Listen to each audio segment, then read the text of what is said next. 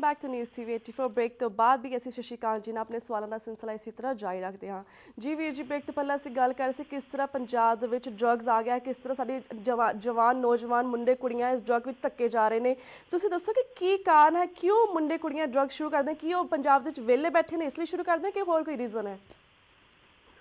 ਸਾਡੇ ਜਿਹੜੇ ਬੱਚੇ ਜਿਹੜੇ ਨਸ਼ਿਆਂ ਜਾ ਰਹੇ ਹੈਗੇ ਨੇ, ਹਾਂਜੀ, ਇਹਦੇ ਜਾਣ ਦੇ ਕਈ ਕਾਰਨ ਹੈਗੇ ਨੇ ਜੀ। ਪਹਿਲਾ ਕਾਰਨ ਜਿਹੜਾ ਹੈਗਾ ਹੈ ਕਿ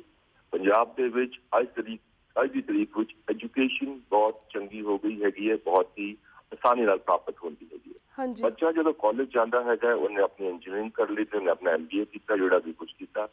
ਉਹਦੇ ਬਾਅਦ ਨੌਕਰੀ ਲਈ ਉਹਦੇ ਕੋਲ ਕੋਈ ਥਾਂ ਨਹੀਂ ਹੈਗੀ ਹੈ। ਇੰਨਾ ਪੜ੍ਹ ਲਿਖ ਕੇ ਬਾਅਦ ਬੰਦਾ ਜਿਹੜਾ ਹੈਗਾ ਪਹਿਲੇ ਫਰਸਟ੍ਰੇਟ ਹੋ ਜਾਂਦਾ ਹੈਗਾ ਤੇ ਨੌਕਰੀ ਨਹੀਂ ਮਿਲ ਰਹੀ ਹੈਗੀ ਹੈ, ਜਾ ਕਰਕੇ ਵਾਪਸ ਖੇਤਾਂ 'ਚ ਕੰਮ ਕਰਨ ਨੂੰ ਤਿਆਰ ਨਹੀਂ ਹੈਗਾ ਹੈ। ਉਹਦੇ ਲਈ ਉਹਨਾਂ ਨੂੰ ਚਾਹੀਦੇ ਹੈਗੇ ਨੇ ਸੀਰੀ। ਜਦੋਂ ਬੰਦਾ ਵਿਹਲਾ ਹੈਗਾ ਹੈ ਤਾਂ ਵਿਹਲੇਪੰਥੀ ਤਾਂ ਇਹ ਨਿਸ਼ਾਨੀ ਹੁੰਦੀ ਹੈ, ਪਹਿਲੀ ਗੱਲ। ਦੂਜੀ ਗੱਲ, ਸਰਕਾਰ ਚਾਹੇ ਬਿਲਕੁਲ ਬੈਂਕਰਪਟ ਹੋਵੇ, ਪਰ ਲੋਕ ਜਿਹੜੇ ਹੈਗੇ ਨੇ ਪੰਜਾਬ ਦੇ ਹੁਣ ਵੀ ਉਹਨਾਂ ਦੀ ਜਿਹੜੀ ਇਕਨੋਮਿਕ ਪਾਵਰ ਹੈਗੀ ਹੈ, ਉਹਨਾਂ ਦੇ ਕੋਲ ਪੈਸਾ ਹੈਗਾ ਹੈ। ਜਦੋਂ ਪੈਸਾ ਹੁੰਦਾ ਹੈਗਾ ਉਹਦੇ ਨਾਲ ਵਾਈਸਿਸ ਆ ਜਾਂਦੀਆਂ ਹੈਗੇ ਨੇ, ਸ਼ਰਾਬ ਲਿਓ, ਕੁਛ ਵੀ ਲਿਓ। ਤੀਜੀ ਗੱਲ, ਜਿਹੜੇ ਬੰਦੇ ਹੈਗੇ ਨੇ ਅੱਜ ਕੱਲ੍ਹ ਦੇ ਮੁੰਡੇ, ਉਹ ਧਰਮ ਤੋਂ ਬਹੁਤ ਦੂਰ ਹੋ ਚੁੱਕੇ ਹੈਗੇ ਨੇ। ਸਿੱਖ ਮੁੰਡੇ ਜਿਹੜੇ ਹੈਗੇ ਨੇ ਦਸਤਾਰ ਛੱਡ ਕੇ, ਵਾਲ ਕਟਾ ਕੇ, ਕੇਸ਼ ਕਟਾ ਕੇ, ਕੇਸ਼ ਤੇ ਕਤਲਾ, ਕੇਸ਼ਾਂ ਦਾ ਕਤਲ ਕਰਕੇ, ਉਹਦੇ ਬਾਅਦ ਪਹਿਲਾ ਸਟੇਜ ਹੈਗੀ ਹੈ ਦਸਤਾਰ ਛੱਡਣਾ, ਦੂਜੀ ਸਟੇਜ ਹੈਗੀ ਹੈ ਨਸ਼ਿਆਂ ਵੱਲ ਜਾਣਾ। ਤੀਜੀ ਹੈਗੀ ਹੈ ਪੀਅਰ ਗਰੁੱਪ। ਨੈਕਸਟ ਪੁਆਇੰਟ ਹੈਗਾ ਪੀਅਰ ਗਰੁੱਪ ਪ੍ਰੈਸ਼ਰ। ਇਹ ਇੱਕ ਪੰਜਾਬ ਦੇ ਵਿੱਚ ਅੱਜ ਕੱਲ੍ਹ ਫੈਸ਼ਨ ਬਣ ਚੁੱਕਿਆ ਹੈਗਾ ਕਿ ਨਸ਼ਾ ਲਿਓ, ਸ਼ਰਾਬ ਲਿਓ, ਇਹ ਕਰੋ, ਉਹ ਕਰੋ। ਹੁਣ ਤਾਂ ਮੈਂ ਇਹ ਵੀ ਸੁਣਿਆ ਹੈਗਾ ਕਿ ਸਾਡੀ ਜਿਹੜੀ ਪੰਜਾਬ ਸਰਕਾਰ ਹੈਗੀ ਹੈ, ਬੀਬੀਆਂ ਲਈ ਵੱਖ ਖਾਤੇ ਖੋਲ ਰਹੀ ਹੈਗੀ ਹੈ, ਕੁਝ ਕਸੀਨੋ ਵੀ ਖੁੱਲ ਰਹੇ ਹੈਗੇ ਨੇ। ਤੇ ਇਹਦੇ 'ਚ ਜਦੋਂ ਇਸ ਤਰ੍ਹਾਂ ਦਾ ਵਾਤਾਵਰਨ ਹੋਏਗਾ, ਇਸ ਤਰ੍ਹਾਂ ਦਾ ਐਟਮੋਸਫੀਅਰ ਹੋਏਗਾ, ਤੇ ਬੱਚਾ ਫਿਰ ਨਸ਼ੇ ਵੱਲ ਜਾਏਗਾ ਹੀ ਫਰਸਟ੍ਰੇਟ ਹੋ ਕਰਕੇ, ਜਾਂ ਫਿਰ ਲਿਓ ਹੋ ਕਰਕੇ। ਉਹਨੂੰ ਲੱਗਦਾ ਹੈਗਾ ਇਸ ਪਾਸੇ ਜਿਹੜੀ ਹੈਗੀ ਦੁਨੀਆ ਬੜੀ ਰੰਗੀਨ ਹੈਗੀ ਹੈ, ਟਰਾਈ ਕਰੋ ਇਸ ਪਾਸੇ। ਇੱਕ ਵਾਰੀ ਸ਼ੁਰੂ ਕੀਤਾ, ਉਹਦਾ ਫਿਰ ਕੋਈ ਅੰਤ ਨਹੀਂ ਹੈਗਾ। ਅੱਗੇ ਬੱਚਾ ਵੱਧਦਾ ਹੀ ਜਾਂਦਾ ਹੈਗਾ। ਨਸ਼ਾ ਕਰੇਗਾ, ਨਸ਼ੇ ਲਈ ਪੈਸਾ ਚਾਹੀਦਾ ਹੈਗਾ, ਚੋਰੀ ਕਰੇਗਾ, ਡਕੈਤੀ ਕਰੇਗਾ, ਕਿਸੇ ਦਾ ਮਰਡਰ ਕਰੇਗਾ, ਪਰਿਵਾਰ ਨੂੰ ਖਤਮ ਕਰੇਗਾ, ਕੁਛ ਵੀ ਕਰਦਾ ਹੈ। ਇਹ ਸਿਚੁਏਸ਼ਨ ਹੈਗੀ। ਇਸ ਕਰਕੇ ਸਾਡੇ ਬੱਚੇ ਜਿਹੜੇ ਹੈਗੇ ਨੇ, ਇਸ ਕਰਕੇ ਮੈਂ ਮਿਲਿਆ ਸੀ ਜਥੇਦਾਰ ਸਾਹਿਬ ਨੂੰ, ਉਹਨਾਂ ਨੂੰ ਬੇਨਤੀ ਕੀਤਾ ਸੀ ਇੱਕ ਧਾਰਮਿਕ ਲਹਿਰ ਫਿਰ ਤੋਂ ਸ਼ੁਰੂ ਕਰੋ ਅੰਮ੍ਰਿਤਪਾਨ ਦੀ। ਜਿਹੜੇ ਬੱਚੇ ਜਾ ਚੁੱਕੇ ਹੈਗੇ ਨੇ ਉਹਨਾਂ ਕੋਲ ਵਾਪਸ ਆ ਜਾਣ ਧਰਮ ਦੇ ਵਿੱਚ। ਜਦੋਂ ਆ ਜਾਂਦੇ ਹੈਗੇ ਨੇ, ਧਰਮ ਇੱਕ ਇਸ ਤਰ੍ਹਾਂ ਦੀ ਚੀਜ਼ ਹੈਗੀ ਹੈ ਜਿਹੜੇ ਕਿ ਇਸ ਤਰ੍ਹਾਂ ਦੇ ਬੱਚਿਆਂ ਨੂੰ ਆਪਣੇ ਸਹੀ ਰਾਹ ਜਿਹੜੀ ਹੈਗੀ ਹੈ ਉਹਦੇ ਤੇ ਚੱਲਣ ਲਈ ਉਹਨਾਂ ਨੂੰ ਰਾਹ ਦਿਖਾਉਂਦੀ ਹੈਗੀ ਹੈ, ਮੋਟੀਵੇਟ ਕਰਦੀ ਹੈਗੀ ਹੈ, ਪ੍ਰੋਤਸਾਹਿਤ ਕਰਦੀ ਹੈਗੀ।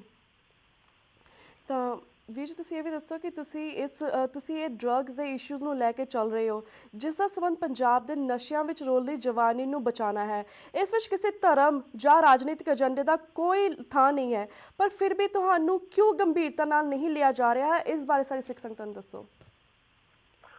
ਮਨੂ ਗੰਭੀਰਤਾ ਨਾਲ ਜਿਹੜੇ ਪੋਲੀਟੀਕਲ ਅਦਾਰੇ ਹੈਗੇ ਨੇ ਉਹ ਨਹੀਂ ਲੈ ਰਹੇ ਹੈਗੇ ਨੇ, ਪਰ ਜਿੱਥੇ ਤੱਕ ਸਾਡੇ ਆਪਣੇ ਭੈਣ ਭਰਾ ਹੈਗੇ ਨੇ, ਜਿਹੜੇ ਲੋਕੀ ਹੈਗੇ ਨੇ ਜਿਨ੍ਹਾਂ ਦੇ ਆਮ ਤੌਰ ਤੇ ਪਰਿਵਾਰ ਵੀ ਰੁਲ ਗਏ ਹੈਗੇ ਨੇ, ਉਹ ਸਾਰੇ ਇੰਨੀ ਵੱਡੀ ਸੰਖਿਆ ਦੇ ਵਿੱਚ ਸਾਨੂੰ ਸਪੋਰਟ ਦੇਣ ਲਈ ਆ ਰਹੇ ਹੈਗੇ ਨੇ, ਇਹਦਾ ਮੈਂ ਬਿਆਨ ਨਹੀਂ ਕਰ ਸਕਦਾ ਹੈਗਾ। ਔਰ ਇਹੀ ਜਿਹੜੇ ਲੋਕੀ ਹੈਗੇ ਨੇ, ਇੱਕ ਵਾਰੀ ਸਰਕਾਰਾਂ ਨੂੰ, ਪੋਲੀਟੀਕਲ ਪਾਰਟੀਆਂ ਨੂੰ, ਪੋਲੀਟੀਕਲ ਆਰਗੇਨਾਈਜੇਸ਼ਨਸ ਨੂੰ, ਜਿਹੜੇ ਕਿ ਇਸ ਵੇਲੇ ਸੁੱਤੇ ਪਏ ਹੈਗੇ ਨੇ ਆਪਣੇ ਨਸ਼ੇ ਦੇ ਵਿੱਚ, ਇਹ ਵਾਲਾ ਨਸ਼ਾ ਹੋ ਗਿਆ ਜਾਂ ਪੈਸੇ ਦਾ ਨਸ਼ਾ ਹੋ ਗਿਆ ਜਾਂ ਤਾਕਤ ਦਾ ਨਸ਼ਾ ਹੋ ਗਿਆ, ਨਸ਼ਾ ਹੀ ਹੈਗਾ। ਉਹਨਾਂ ਨੂੰ ਉਹਨਾਂ ਦੀ ਗਰਦਨ ਫੜ ਕੇ ਹਿਲਾਉਣਗੇ ਜਦੋਂ ਤੱਕ, ਉਸ ਵੇਲੇ ਤੱਕ ਇਹਨਾਂ ਨੂੰ ਨਹੀਂ ਪਤਾ ਲੱਗੇਗਾ। ਇਹ ਸਮਝਦੇ ਹੈਗੇ ਨੇ ਕਿ ਠੀਕ ਹੈ, ਅਜੇ ਤੱਕ ਜ਼ਿਆਦਾ ਲੋਕੀ ਤਾਂ ਨਹੀਂ ਆ ਪਾ ਰਹੇ ਹੈਗੇ ਨੇ ਕਿਉਂਕਿ ਡਰਦੇ ਹੈਗੇ ਨੇ, ਜੁੜੇ ਸਾਰੇ ਹੈਗੇ ਨੇ। ਪਰ ਜਿਸ ਤਰ੍ਹਾਂ ਮੈਂ ਕਿਹਾ ਕਿ ਡਰਦੇ ਹੈਗੇ ਨੇ, ਪਰ ਡਰ ਕਦੋਂ ਤੱਕ ਚੱਲਦਾ ਹੈਗਾ? ਤੁਸੀਂ ਸਾਡੇ ਜਿਹੜੇ ਗੁਰੂ ਸਾਹਿਬਾਨ ਹੈਗੇ ਨੇ ਉਹਨਾਂ ਦੇ ਵੱਲ ਵੇਖ ਲਿਓ, ਅਸੀਂ ਉਹਨਾਂ ਦੇ ਦਿਖਾਏ ਹੋਏ ਰਾਹ ਤੇ ਚੱਲ ਰਹੇ ਹੈਗੇ ਆ। ਉਹਨਾਂ ਨੂੰ ਵੀ ਡਰਾਇਆ ਗਿਆ ਸੀ, ਅਸੀਂ ਉਹਨਾਂ ਤੋਂ ਕੁਛ ਤਾਂ ਸਿੱਖਿਆ ਹੈਗਾ ਕਿ ਉਹਨਾਂ ਨੂੰ ਦੇਖਦੇ ਹੋਏ, ਉਹਨਾਂ ਤੋਂ ਸੀਖ ਲੈਂਦੇ ਹੋਏ, ਡਰ ਹੋਏ ਚਾਹੇ ਨਾ ਹੋਏ, ਅੱਗੇ ਵੱਧਦੇ ਜਾਓ। ਅੱਗੇ ਤੇ ਰੱਬ ਹੈਗਾ, ਉਹਦੀ ਜਿਹੜੀ ਮਰਜ਼ੀ। ਜੀ ਬਿਲਕੁਲ। ਤਾਂ ਵੀਰ ਜੀ, ਇਹ ਵੀ ਦੱਸੋ ਕਿ ਸਿਆਸੀ ਲੋਕਾਂ ਨੇ ਤਾਂ ਆਪਣੀਆਂ ਸਿਆਸੀ ਰੋਟੀਆਂ ਸੇਕਣੀਆਂ ਹਨ ਤੇ ਕ੍ਰਿਮੀਨਲਸ ਨੇ ਪੈਸਾ ਬਣਾਉਣਾ ਹੈ, ਪਰ ਅਦਾਲਤੀ ਸਿਸਟਮ ਵੱਲੋਂ ਇਸ ਡਰੱਗ ਚੈਲੰਜ ਦਾ ਸਿਓ ਮੋਟੋ ਕਿਉਂ ਨਹੀਂ ਹੁੰਦਾ? ਇਸ ਬਾਰੇ ਸਾਰੇ ਸਿੱਖ ਸੰਗਤਾਂ ਨੂੰ ਦੱਸੋ। ਡਰੱਗਸ ਦਾ ਮੇਨ ਪ੍ਰੋਬਲਮ ਇਹ ਹੈ ਜਿਸ ਤਰ੍ਹਾਂ ਦਾ ਜਿਹੜਾ ਨਸ਼ਾ ਕਰ ਰਿਹਾ ਹੈਗਾ ਉਹਦੇ ਕੋਲ ਉਹ ਪ੍ਰੋਬਲਮ ਹੋ ਗਈ, ਐਡਿਕਟ ਹੋ ਗਿਆ। ਦੂਜੇ ਜਿਹੜੇ ਹੈਗੇ ਉਹਨਾਂ ਨੂੰ ਪੈਸੇ ਦਾ ਨਸ਼ਾ ਹੈਗਾ, ਉਹਨਾਂ ਨੂੰ ਚਾਹੇ ਜੋ ਵੀ ਹੋ ਜਾਏ ਪੈਸਾ ਕਮਾਉਣਾ ਹੀ ਹੈ। ਜਿੰਨਾ ਉਹਨਾਂ ਨੇ ਥੱਲੇ ਜਾਣਾ ਹੈ, ਜਿੰਨਾ ਉਹਨਾਂ ਨੂੰ ਚੁੱਕਣਾ ਹੈਗਾ ਹੈ, ਜਿੰਨੀ ਵੀ ਗੰਦਗੀ ਜਾਣਾ ਹੈਗਾ ਜਾਣਗੇ। ठीक है रहते बहुत ਵੱਡੇ ਵੱਡੇ ਘਰਾਂ ਚ ਹੈਗੇ ਪਰ ਹੈ ਤੇ ਉਸੇ ਗੰਦਗੀ ਦੇ ਸੁਦਾਗਰ ਜੀ ਬਿਲਕੁਲ ਪੈਸਾ ਪੈਸਾ ਪੈਸਾ ਪੈਸਾ ਉਹਨਾਂ ਦੇ ਲਈ ਹਾਂਜੀ ਉਹਨਾਂ ਦੇ ਕੋਲ ਜ਼ਮੀਰ ਨਹੀਂ ਹੈਗਾ ਸਿਰਫ ਪੈਸਾ ਹੈਗਾ ਜੀ ਤਾਂ ਵੀਰ ਜੀ ਜਦੋਂ ਪਿਛਲੀ ਵਾਰ ਅਸੀਂ ਗੱਲ ਕੀਤੀ ਤੁਸੀਂ ਦੱਸਿਆ ਕਿ ਤੁਹਾਡੀ ਇਸ ਮੁਹਿੰਮ ਦੇ ਸ਼ੁਰੂ ਕਰਨ ਦੇ ਵਿੱਚ ਤੁਹਾਡੀ ਜਾਨ ਨੂੰ ਵੀ ਖਤਰਾ ਹੋ ਸਕਦਾ ਹੈ ਕੀ ਤੁਹਾਨੂੰ ਆਪਣੀ ਸਿਕਿਉਰਿਟੀ ਨੂੰ ਲੈ ਕੇ ਕੰਸਰਨਸ ਨਹੀਂ ਹਨ ਕੀ ਤੁਸੀਂ ਆਪਣੀ ਸਿਕਿਉਰਿਟੀ ਦਾ ਪ੍ਰਬੰਧ ਕੀਤਾ ਹੋਇਆ ਬਿਕੋਜ਼ ਸਰਕਾਰ ਨੇ ਤੁਹਾਨੂੰ ਸਿਕਿਉਰਿਟੀ ਦੇਣ ਤੋਂ ਡਿਨਾਈ ਕੀਤਾ ਹੋਇਆ ਸੀ नहीं जी भाजी मेरे को कोई सिक्योरिटी नहीं जिन्नी सिक्योरिटी सी इन्होंने विड्रॉ कर ली थी हाँ जी इस करके मनु भी लगता है पता नहीं उन्होंने की मंतव है उन्होंने भी की इच्छा हैगी पर ठीक है सिक्योरिटी विड्रॉ कर ली असी तो जी राह दिखाई है साडी गुरुओं ने उस राह से चल रहे हैं जे मार गया तो मार गया तो फिर ठीक है मैं फिर कह रहा है सरकार रिस्पोंसिबल होएगी ठीक है जो मर गया तो घट तो घट लोगों के एक बार चेतना तो आएगी हाँ ये बंदा जोड़ा है मर गया है इन्हें जी गल सही कही थी तो शायद कोई तप होएगा इस करके मारिया गया है मेरे मरने के बाद मैंने पूरा यकीन है एक बार फिर जज्बा जड़ा है खड़ा हो जाएगा मारना मारना ठीक है मैं इस गल अपने परिवार का डिस्कस किया है पहले तो परिवार एक गल सुन के शौक चला गया हाँ जी 3-4 दिन ला के बाहर आए कहने लगे ठीक है कर रहे हो जड़ा ठीक कर रहे हो करते जाओ अगे लीडर अपनी मर्जी हाँ जी जी ਤੇ ਵੀਰ ਜੀ ਸਾਡੇ ਕੋਲ 6 ਮਿੰਟ ਰਹਿ ਗਏ ਨੇ ਅਸੀਂ ਚਾਹੁੰਦੇ ਕਿ ਐਟ ਦੀ ਐਂਡ ਤੁਸੀਂ ਸਾਡੇ ਸਿੱਖ ਸੰਗਤਾਂ ਨੂੰ ਸਾਰੇ ਪੰਜਾਬੀਆਂ ਜਿਹੜੇ ਬਾਹਰ ਵਸਦੇ ਨੇ ਪੂਰੀ ਦੁਨੀਆ ਦੇ ਵਿੱਚ ਵਸਦੇ ਉਹਨਾਂ ਨੂੰ ਦੱਸੋ ਕਿ ਪੰਜਾਬ ਦਾ ਚਿਹਰਾ ਕਿੰਨਾ ਕਿ ਦਰਦਨਾਕ ਹੋ ਗਿਆ ਹੈ ਹੁਣ ਇੰਨੇ ਨੌਜਵਾਨ ਬੱਚੀਆਂ ਕਿਸ ਤਰ੍ਹਾਂ ਡਰੱਗਸ ਦੇ ਵਿੱਚ ਆ ਗਏ ਨੇ ਤੇ ਉਹ ਸਾਰਾ ਦਰਦਨਾਕ ਚਿਹਰਾ ਸਾਡੀ ਸਿੱਖ ਸੰਗਤਾਂ ਦੇ ਸਾਹਮਣੇ ਲੈ ਕੇ ਆਓ ਹੈਲੋ ਹਾਂਜੀ ਸਿਗਨਲ ਕੱਟ ਗਿਆ ਸੀ ਮੈਂ ਸੁਣ ਨਹੀਂ ਸਕਿਆ ਜੀ ਭਾਜੀ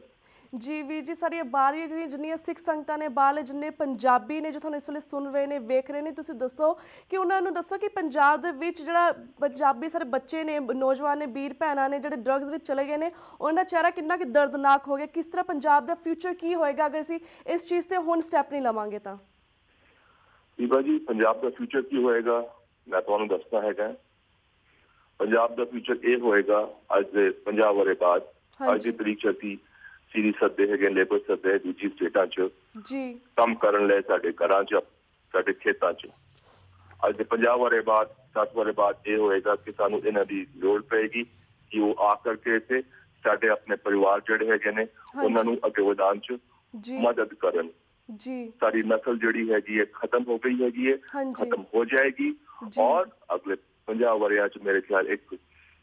दोगली जी नस्ल आएगी ये साडे पंजाब की हालत हैगी है इन्हें मैं ज्यादा गल नहीं कहना चाहना है तुसी अते साडे जिहड़े दर्शक हैगे जिहड़े सुन रहे हैगे ने वो समझ गए होने में मैं की कहना चाहना है जी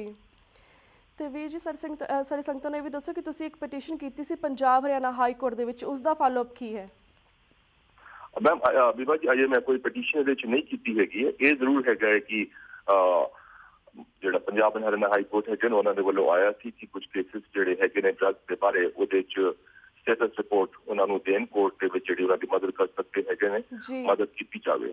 ਇਹਦੇ ਚ ਕੁਝ ਹੋਰ ਆਰਗੇਨਾਈਜੇਸ਼ਨਸ ਹੈਗੇ ਨੇ ਜਿਨ੍ਹਾਂ ਜਿਹੜੇ ਕਿ ਇਸ ਬਾਰੇ ਪਟੀਸ਼ਨਸ ਉਹਨਾਂ ਨੇ ਫਾਈਲ ਕੀਤੀ ਹੈਗੀ ਹੈ ਤੇ ਉਹਨਾਂ ਦੇ ਪਟੀਸ਼ਨਸ ਦੇ ਵਿੱਚ ਮੈਂ ਵੀ ਜੁੜ ਗਿਆ ਹੈਗਾ ਪਰ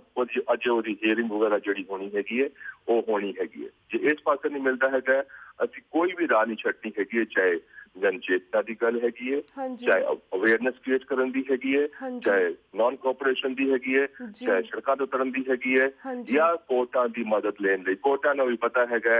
मेरी गल हो रही थी जज साहब उन्होंने पता है पंजाब दे विच पंजाब दी धरती च की हो रहा हैगा ते किहड़े बंदे इन्हां दे पिछे हैगे ने इन्हां दा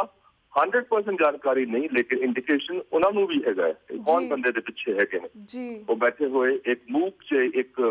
चुप कीते बैठे हुए सिर्फ एक साल स्पेक्टेटर नहीं है जिन्हें उन्होंने भी सब पता है जी ते वीर जी वो जड़ा हैगा जरिया कोर्ट वाला वो भी चल रहा है कोई भी ऐसी जड़ा राह हैगी है नहीं छटांगे ਅਸੀਂ ਕੰਪੈਲ ਕਰਾਂਗੇ ਸਰਕਾਰਾਂ ਨੂੰ ਪੂਰੇ ਦੇਸ਼ ਵਿੱਚ ਆਪਣੇ ਪੰਜਾਬ ਵਿੱਚ ਕਿ ਉਹ ਨਸ਼ਿਆਂ ਦੇ ਉੱਤੇ ਇੱਕ ਟੋਟਲ ਕ੍ਰੈਕਡਾਊਨ ਕਰਨ ਮੈਂ ਕਹਿੰਦਾ ਹਾਂ ਕਿ ਜੇ ਕੋਈ ਸਰਕਾਰ ਇਹ ਚਾਹੇ ਕਿ ਨਸ਼ਾ ਹੋ ਰਿਹਾ ਉਹਨਾਂ ਦੇ ਕੋਲ ਪੂਰੀ ਪੁਲਿਸ ਫੋਰਸ ਹੈਗੀ ਹੈ ਇੰਟੈਲੀਜੈਂਸ ਹੈਗੀ ਹੈ ਹਰ ਚੀਜ਼ ਹੈਗੀ ਹੈ कि वो नशे का पूरा क्रैकडाउन करके उन्होंने खत्म नहीं कर सकते है ने कि वो डी एडिक्शन सेंटर नहीं चला सकते ने ताकि पंजाब के तरीक एक भी प्रॉपर सही डी एडिक्शन सेंटर नहीं चल रहा है कहने ਨੂੰ ਤੇ 50-60 ਹੈਗੇ ਨੇ ਪਰ ਇੱਕ ਵੀ ਢੰਗ ਦੇ ਨਾਲ ਕੰਮ ਨਹੀਂ ਕਰ ਰਿਹਾ ਹੈਗਾ ਉਹਦੇ ਚ ਡਾਕਟਰ ਨਹੀਂ ਹੈਗੇ ਨੇ ਕਿਤੇ ਦਵਾਈਆਂ ਨਹੀਂ ਹੈਗੀਆਂ ਨੇ ਦਵਾਈਆਂ ਹੈਗੀਆਂ ਨੇ ਉਹ ਬਾਜ਼ਾਰ ਚ ਵਿਕ ਰਹੀਆਂ ਨੇ ਹਾਂਜੀ